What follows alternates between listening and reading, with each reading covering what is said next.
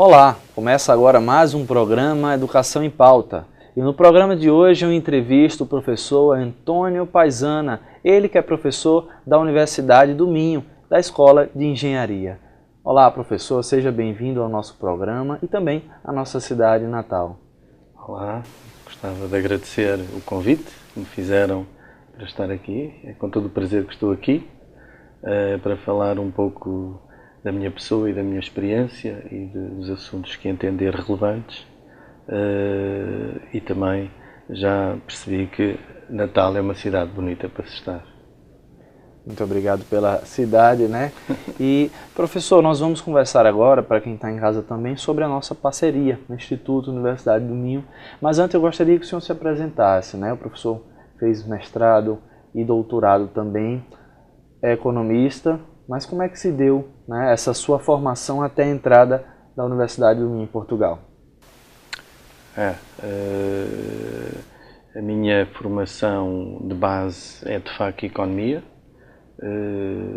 Frequentei os dois primeiros anos do curso de Economia do Instituto ou da Universidade de Lisboa, e depois isso aconteceu estávamos no meio da Revolução em Portugal, em 1975, e foi aí que surgiu a oportunidade.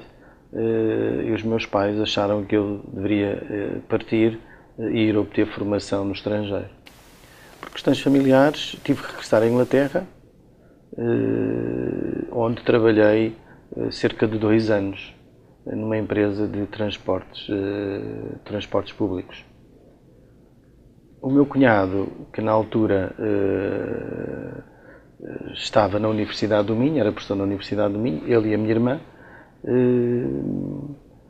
surgiu uma oportunidade de trabalhar em Braga, não na universidade, mas na empresa de transportes públicos de Braga. E eu aceitei rapidamente, porque em Inglaterra eu já estava um pouco saturado e, portanto, regressei de imediato e estive nessa empresa 5 anos. Por essa altura, o professor Romero, que é um professor, enfim, um eminente professor, já faleceu, mas foi um grande pensador na Universidade do Minho, convidou-me para ir dar aulas como professor convidado da Universidade. Já na Escola de Engenharia? Já na Escola de Engenharia, nas áreas de Economia e Gestão. Que o professor Romero também fazia parte dessa área, e eu aceitei.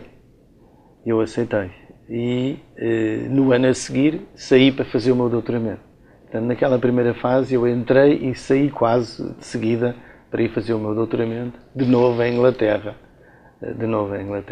E foi assim que essa fase da minha vida. Professor, já que a gente falou na sua tese de doutorado, o senhor falou sobre o impacto e a desregulamentação do setor de ônibus, o estudo de caso na Inglaterra, né? Então, a gente que é pesquisador sempre, né, faz essa discussão, às vezes não consegue dissociar, né, o pesquisador do homem, do antropos. Mas o senhor trabalhou então nessa área e após fez uma pesquisa também, né? Conte um pouquinho sobre esse seu estudo do doutoramento. A experiência na indústria dos transportes ajudou-me a escolher a área da minha pesquisa. Tinha tido uma experiência, como eu disse, na empresa em Inglaterra. Em Portugal fui diretor da exploração dessa empresa em Braga e, portanto, conhecia o funcionamento da indústria e de como é que as empresas funcionavam. Acontece que, por essa altura, e estamos a falar da era da Thatcher, em Inglaterra, em que a estratégia política dela foi basicamente privatizar muito do setor público e desregulamentar simultaneamente. Isto é, as indústrias públicas, a entrada de novas empresas não é permitida, assim como a saída. Portanto, as empresas estão lá dentro a fornecer um serviço, quer sejam bem-sucedidas ou não podem sair tão pouco. E a estratégia dela foi na área também, atingiu também a área dos transportes públicos. Portanto, as empresas foram privatizadas e a entrada de novas, foi permitida a entrada de novas empresas na indústria. Portanto, foi uma altura muito complicada, mas também uma área de grande potencial para investigação, pensei eu, e na altura, e acho que fiz bem na altura. E então, nada melhor do que, com a formação que eu tinha, ter decidido tentar perceber de que maneira é que as estratégias das empresas mudaram depois de uma mudança tão radical no meio ambiente de funcionamento delas. A empresa para onde eu estive foi comprada e adquirida pelos gestores antigos, portanto, gestores públicos, portanto, eram as mesmas pessoas, só que tudo mudou, não é? O mercado mudou e, portanto, as estratégias mudaram. E o meu tema e a tese incidiu exatamente sobre as grandes alterações. Professor, esse seu ingresso foi em 1984, não, né? Então, hoje o senhor exerce o cargo de provedor de estudante, né? Para nós brasileiros, que muitas vezes não entendemos como exercer esse cargo, né? Como é exercer essa função na universidade, a partir de quando, né, você passou a exercer esse cargo de provedor e também como funciona esse fazer como professor da Universidade do Minho e provedor também. Isto tudo tem um começo, não é? Como é tudo na vida. Em 2007, o Governo aprovou um novo regime jurídico das instituições de ensino superior. Isto é, as universidades sofreram grandes alterações na sua maneira, na sua gestão, nos órgãos de gestão. O reitor passou a ser eleito por um Conselho Geral, que são 23 pessoas, 12 docentes da universidade eleitos, 7 personagens de fora, 4 alunos e um representante dos funcionários. Portanto, penso que acertei, mas são 23 ao todo. E elege o reitor. Essa foi uma alteração substancial na gestão. Concomitantemente, alguma representação dos estudantes foi diminuída em alguns órgãos de gestão da universidade, nomeadamente no Senado Académico. Havia um Senado Académico que, na altura, ajudava também a eleger o reitor, que era um corpo muito amplo, de perto de 40 e tal pessoas, penso eu, já não me lembro bem, mas eram 40 e tal pessoas. E os estudantes perderam um pouco alguma representatividade. E eu penso que, em resposta a isso, o Governo introduziu nessa lei de 2007 a necessidade das instituições criarem este posto, o posto de provedor do estudante. Na perspectiva de quê? Na perspectiva de que quem ocuparia esse lugar defenderia e também promovia os interesses dos estudantes, em conjugação com as associações académicas, com as associações de estudantes e com os órgãos da universidade, para, em conjunto, proporcionar um melhor ambiente académico ao estudante. Enfim, em termos gerais, estes os objetivos da criação deste cargo. Mas isso acontece em todas as universidades públicas de Portugal? Ou foi o caso específico da UNB? Sim, não. Todas as universidades e institutos tiveram que criar este lugar. Só que cada universidade adotou um regulamento interno diferente. Portanto, hoje em dia temos provedores do estudante que são nomeados pelo reitor. Alguns, acho que pelo menos num caso, é eleito universalmente pelos estudantes. No caso da Universidade do Minho, o provedor do estudante é eleito no Conselho Geral, pelas 23 pessoas que gerem a universidade, portanto é o órgão máximo. O provedor do estudante é eleito nesse órgão, mas tem que ter a assinatura de pelo menos 2 estudantes. Portanto, são os estudantes, no fundo, que propõem uma figura. Dois deles têm que ter a assinatura, portanto, pronto, 2 têm que assinar essa propositura e depois é eleito no órgão máximo. E foi isso que aconteceu comigo. Eles propuseram e eu fui eleito. Professor, o senhor também é professor da disciplina Unidade Curricular de Liderança, né? Uma disciplina para o doutoramento. No caso do cargo de provedor para a graduação e também para pós-graduação? Sim, também, né? Todos os estudantes. Então, o senhor acompanha mais próximos aos alunos. Então, como é essa disciplina que é a Unidade Curricular de Liderança? Como é que funciona? Esta disciplina vem no seguimento do programa de cooperação, enfim, projetos de ensino dentro do programa de cooperação de Portugal e o MIT. O programa Portugal MIT, Instituto de Tecnologia de Massachusetts, né? Exatamente. Prevê programas de formação e também tem um programa de doutoramento. E os americanos, e foi aí a primeira ideia de criar um curso, foi deles exatamente também lá, criar um curso nos programas de doutoramento. Portanto, os programas de doutoramento tinham, e têm ainda hoje em dia, desse projeto com o MIT, tem uma parte letiva, um curso, e depois tem a parte de pesquisa. E na parte letiva, por ideias também dos americanos, eles gostariam ou sugeriram que se criassem disciplinas transversais para além da formação muito especializada do aluno, para que o aluno não tivesse tão concentrado, enfim, na sua área muito especialista de pesquisa que iam fazer de seguida. E, enfim, perspectivaram-se algumas hipóteses de disciplinas transversais. E a que ficou foi a de liderança, uma de liderança. Acontece que este programa com o MIT previa que os docentes do MIT acompanhassem os docentes portugueses nestas disciplinas e que depois fossem progressivamente, enfim, a sua intervenção fosse diminuída ao longo dos anos. E foi isso que aconteceu com esta liderança, com esta disciplina de liderança. Foi criada em conjunto com um professor do MIT americano, portanto, conjuntamente com 3 professores portugueses. E eu, enfim, na altura o presidente da escola e hoje o reitor da universidade,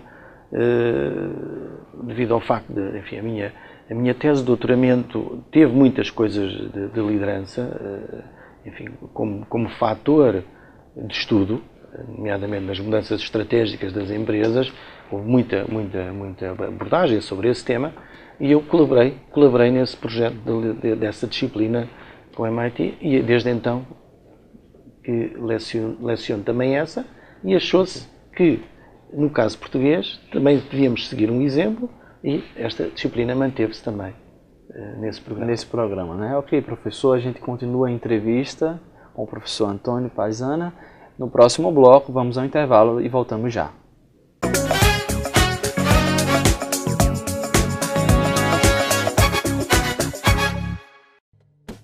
A água é um bem precioso, usado para cozinhar, para aguar as plantas, assim como para nos hidratar.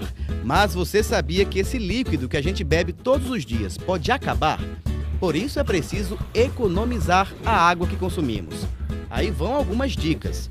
No banheiro, feche a torneira enquanto escova os dentes ou faz a barba. E estipule um tempo aproximado de 5 minutos para o seu banho.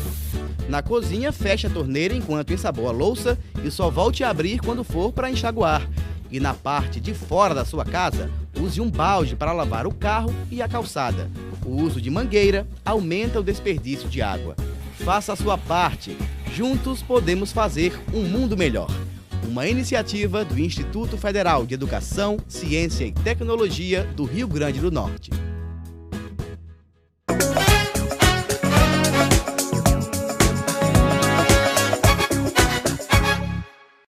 Voltamos no intervalo e agora eu continuo a conversar com o professor Antônio Paisana, da Universidade do Minho, né? Professor, a gente estava falando de parceria, a MIT, também a Universidade do Minho. Por falar em parceria, nós temos uma parceria com a Universidade do Minho e o nosso IFRN, não é isso? Por esse motivo também que o senhor hoje está aqui na nossa cidade, veio ministrar uma disciplina de 1 semana para os nossos doutorandos, né? Os nossos funcionários, professores do IFRN que estão cursando o doutoramento nessa parceria. Como é que funciona essa parceria, né? E qual é a disciplina que você veio trabalhar com esses alunos? Pois, Eu penso que a parceria surge ou segue um pouco o mesmo formato do que eu acabei de dizer relativamente ao MIT. Portanto, há um programa, os alunos são integrados nos programas doutorais das áreas em que vão fazer a investigação. Se os programas doutorais da Escola de Engenharia têm todos essa componente letiva de um curso, uma parte académica, em que eles são supostos ter aproveitamento em 2 disciplinas transversais e ainda mais algumas que dependem um pouco das suas necessidades de formação. Isto é, a filosofia, acho que é muito simples.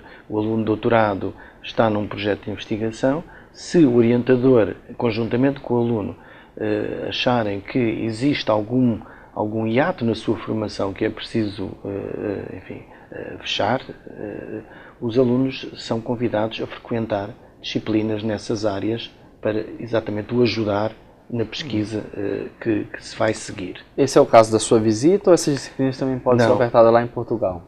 Pois, essas visitas, as transversais, como são obrigatórias e como era para muitos alunos, os docentes vieram cá. Agora, nessas mais específicas, estão ainda a ser definidas a sua necessidade. Pelo que eu percebi, penso que não vai ser necessário grande formação adicional nessas áreas. Aliás, deixe que lhe diga, eu penso que vai ser uma parceria com grande sucesso. Eu penso que a visão da pessoa que está a liderar esse processo aqui, que é o pró-reitor, o professor José Ivan, uma pessoa que tem uma grande visão daquilo que é importante para o IEF, mas também, ao mesmo tempo, a parte operacional também está a conseguir resolver muitas das questões que se vão colocando. E os alunos parecem-me pessoas muito empenhadas e de grande competência. Em termos daquilo que eu pude presenciar, é verdade que foi numa disciplina transversal de liderança, mas dá para perceber a maturidade de investigação e a maturidade de relacionar as coisas, e, enfim, tudo isso na disciplina deu para ver. E, portanto, eu penso que vai ser uma parceria de grande futuro, e eu penso que, por outro lado, também é bom para a Universidade do Minho, como é óbvio, ter estes alunos e ter estes contactos de maneiras diferentes de ver o mundo, que é um facto. Por outro lado, o IEF também está, colaborando com uma universidade que ainda, a semana passada, entrou nas 400 melhores do mundo. E, portanto, o Minho, são 2 universidades portuguesas, a Universidade do Minho e a Universidade do Porto. Do Minho está à frente do Porto. Há aqui alguma rivalidade e por isso estou a falar nela, mas o Minho está entre as 400 melhores universidades do mundo. E, portanto, também acho que é uma oportunidade, para todos ganhar. Vou falar em universidades portuguesas, mas não só, em universidades europeias também. Queria que você falasse um pouco sobre o Tratado de Bolonha, né? Como se deu, como ele hoje nas universidades europeias ele vem funcionando. Bolonha veio introduzir uma nova abordagem de ensino e de aprendizagem, focada no aluno e focada nas competências que eles adquirem ao longo da sua formação académica. É certo que isto é aquilo que tem mais implicações em termos de formação académica do aluno.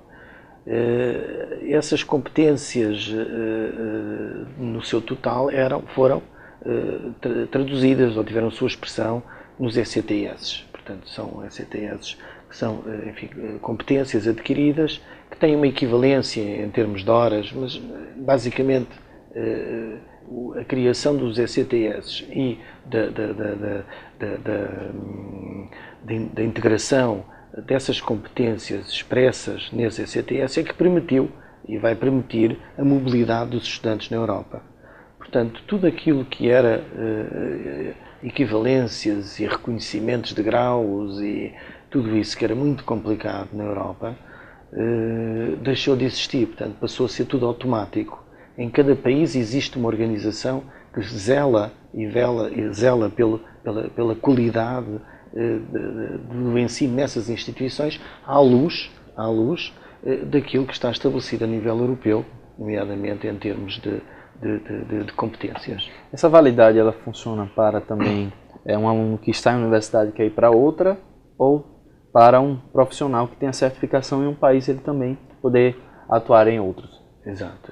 Nos dois casos? Nos dois casos. Aliás, de universidade para universidade a nível nacional, no meu tempo não era assim, mas foi-se esbatendo e os alunos eram aceitos, a sua competência era aceita internamente.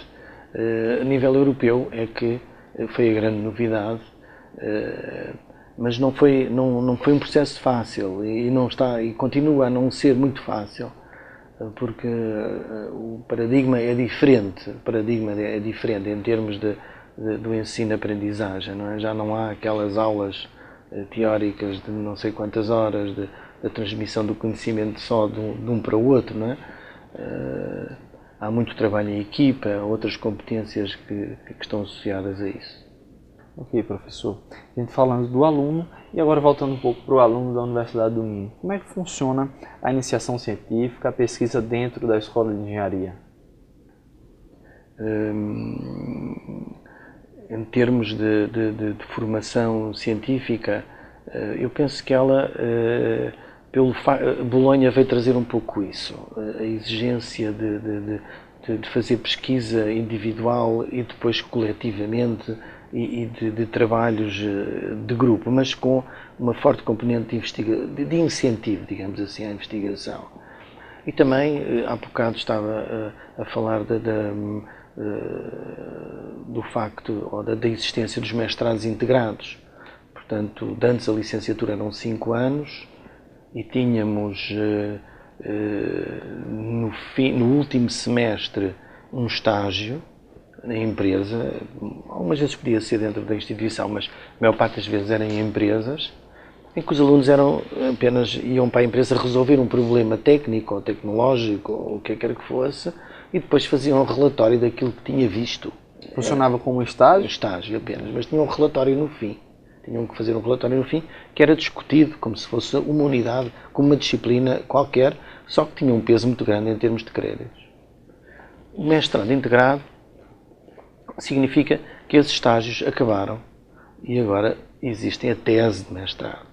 Então o aluno faz a graduação e já entra no mestrado, é isso?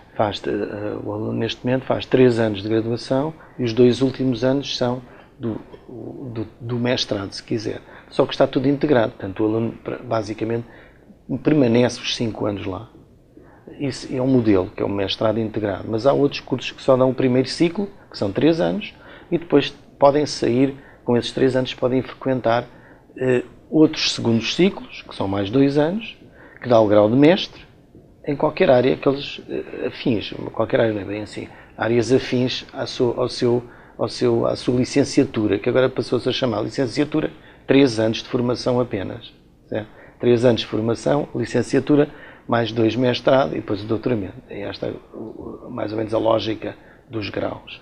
O mestrado integrado, portanto, voltando um pouco à experiência de investigação, como no último ano tem uma tese de mestrado, os alunos são supostos fazer já pesquisas bibliográficas, discutir o assunto, digamos assim, em termos científicos. Portanto, a lógica é outra. E aí começa, penso eu, em termos mais substanciais, a formação deles na área de investigação. É no mestrado, na última disciplina, portanto, na tese, que eles, enfim, já adquirem alguma experiência nessa área. E no programa de doutorado também funciona da mesma forma, professor? O programa doutoral, eu penso que quase tudo em simultâneo, porque eu falei há pouco do curso, não é? Do curso que começa logo no primeiro ano, com as disciplinas transversais e com alguma mais formação que se for necessária, mas No fim do primeiro ano, os alunos têm uma prova com um júri que é composto do orientador e mais o diretor do programa, o diretor do programa doutoral. É a banca composta, é a banca, não é? Que acho que é como se diz aqui, não é? A banca no fim do primeiro ano de doutoramento, que é o diretor do programa, o orientador e um professor convidado. Isso antes de apresentar o final. Sim. Aqui seria para a gente então a qualificação, né? Uma avaliação durante o processo. Sim, é uma avaliação que é feita, mas mais formal, não é? Em que o aluno é suposto apresentar já o seu projeto ou a sua ideia em que vai trabalhar, a pesquisa bibliográfica e aquilo que se propõe, já um pouco o capítulo seguinte, enfim, se houver alguma experimentação, e depois o que é que se propõe fazer na continuidade do seu trabalho de doutoramento. Portanto, isso é uma marca logo do primeiro ano. Isto é, no programa doutoral tem o curso, mas em simultâneo o aluno é suposto já desenvolver algum trabalho de pesquisa, nomeadamente aquela primeira parte que é tradicional, não é? Que é a pesquisa bibliográfica, não é? E a sua discussão mínima. Ok, professor. Também, na Universidade do Minho, Escola de Engenharia, eu gostaria de fazer essa pergunta, eu acho fundamental, que a gente possa sempre dialogar com as indústrias, no caso da Escola de Engenharia, com o mercado, né? Com o fazer diário, as pesquisas não fiquem apenas restritas às universidades. Então a pergunta que eu faço, como é que a Universidade do Minho ela age junto à indústria do transporte, da mobilidade urbana na sua região?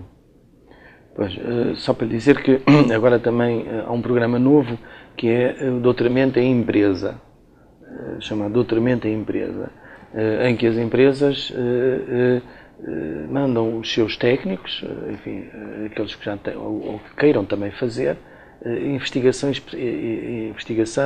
específica virada para os interesses da empresa. A empresa tem uma lacuna qualquer na área tecnológica ou gostaria que isso fosse... para mestrado e doutorado? Não, doutorado. E seria então um doutorado profissional? Não. Chama-se doutoramento em empresa, mas né? É um pouco esse o contexto, não é? Em que o aluno vai para a universidade fazer investigação de acordo com os interesses das empresas. Mas relativamente à ligação ao exterior, sim, em termos pessoais, tenho andado a fazer, eu e mais um grupo de colegas na área da mobilidade, temos tido alguma atividade importante. Foi formada não há muito tempo o denominado quadrilátero, que eram quatro regiões ali ao pé: Braga, Famalicão, Guimarães e Barcelos. Era o quadrilátero. Era uma ideia engraçada de criar sinergias entre os 4 concelhos vizinhos, dado que aquilo é tudo muito urbano, é quase um urbano contínuo nesses 4 concelhos. E um dos projetos era exatamente a mobilidade. Criar, enfim, uma rede e, enfim, o último objetivo era criar um centro inteligente de gestão dos transportes a nível do quadrilátero. E eu com mais 3 colegas estamos estado envolvidos nesse projeto. Ok, professor, nós agradecemos. Infelizmente o nosso programa Educação em Pauta está terminando, mas já agradecemos essa entrevista com o professor da Universidade do Minho e desejamos a você, telespectador, que possa nos acompanhar no próximo programa. Até lá!